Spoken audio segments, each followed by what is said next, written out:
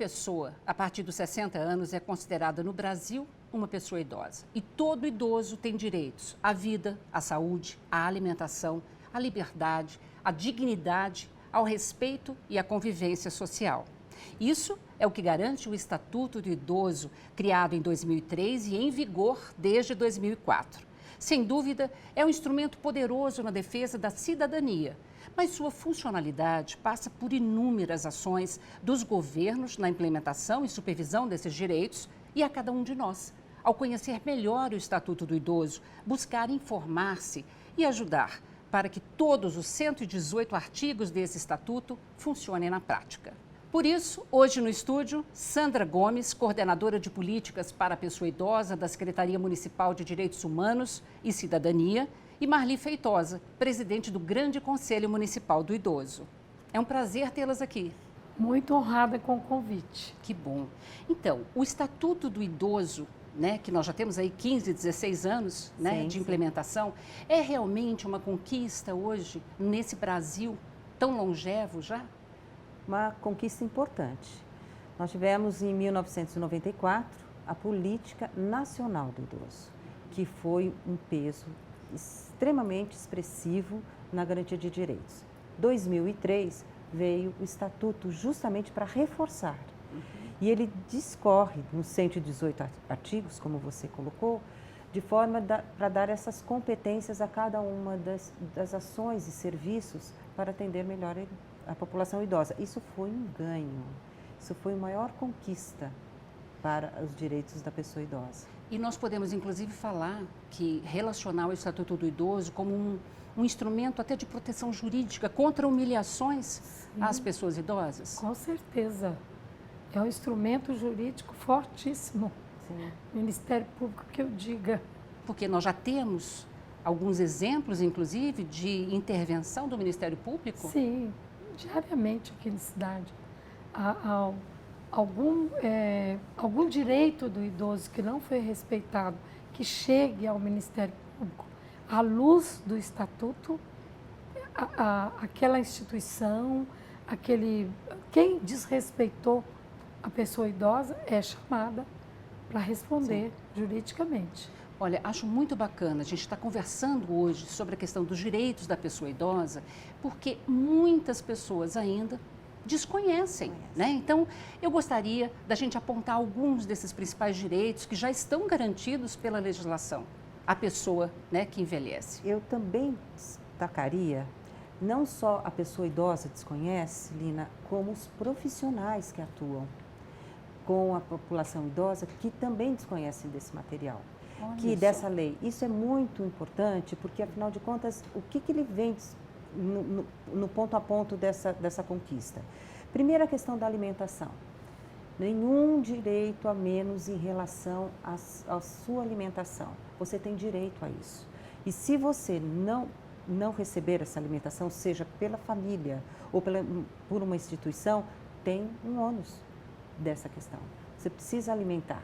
Então, as instituições de longa permanência, a alimentação adequada, os serviços públicos de alimentação e atendimento também nessa área.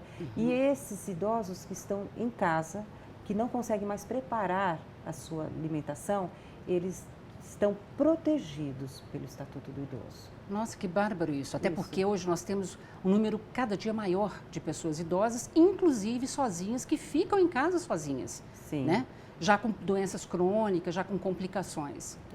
E tem um serviço, por exemplo, aqui na Prefeitura de São Paulo, ligado à Secretaria de Assistência e Desenvolvimento Social, que é um atendimento em domicílio, que faz a entrega de umas quentinhas, que serve para almoço e janta.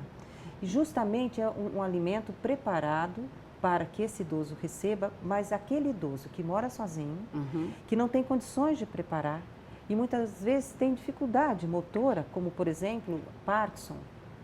E também tem a questão da desmotivação para isso. Vou cozinhar só para mim? Vou fazer alguma coisa? E não tem, às vezes, até nem o próprio alimento. Enfim, as assistentes sociais também têm essa função através de uma seleção de alguns idosos das uma determinada região, aqui na região do centro. Tá. Então, esses idosos recebem esse alimento semanalmente. Isso é muito importante, porque evita desnutrição, desidratação e a atenção a essa população. Além dessa questão da alimentação, tão importante, né, como muito bem colocada, que outros direitos nós temos já garantidos? Eu vou lembrar na questão da saúde, né?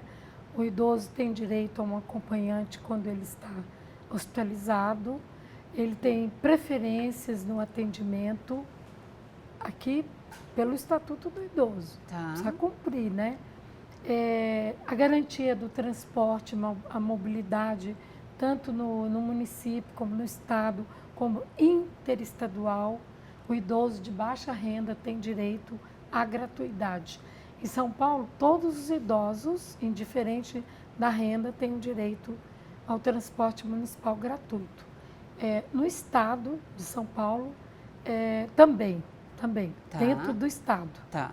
Agora, o interestadual, que é pelo Estatuto do Idoso, aí já tem uma série de critérios, Tá. né?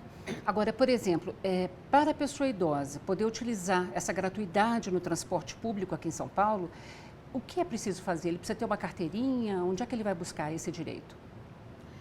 Exatamente, a SP Trans tem as suas atendimentos nas subprefeituras, nas 32 subprefeituras, e tem um endereço no Boa Vista. Quando você completa 60 anos, você vai a primeira vez, né? Tá. Aí você leva o seu comprovante de residência e seu RG. Aí faz uma carteirinha para você, Tá. né? De 2 em 2 anos, você não precisa retornar. Você faz uma viagem de ônibus e ali já é ativado de novo a cada 2 anos. Tempos atrás, só para completar, há uns 4 anos atrás, você precisava, todo aniversário, você tinha que ir lá na subprefeitura para poder atualizar o seu cadastro. Agora não precisa mais, é só uma vez. Fala, Sandra. Ou então apresentar o RG. Na hora que você passa, tanto pelo metrô ou sai do ônibus, você pode levar apenas o RG, que já comprova que você é acima de 60 anos. A facilidade da ok. carteirinha é que você passa na catraca. Tá. Não precisa ninguém vir ali, né? E você Autorizar, né? escolhe onde sentar. Mas com RG, conforme a Sandra lembrou bem, E também, com RG também você é E atendido. também eu acho que seria importante destacar que no Estatuto do Idoso, ele fala em 65 anos.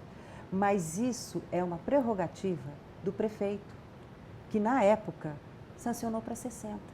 É possível isso, né? Então, assim, no Estatuto fala em 65. No entanto, as prefeituras, eu acho que é super importante. Importante mesmo.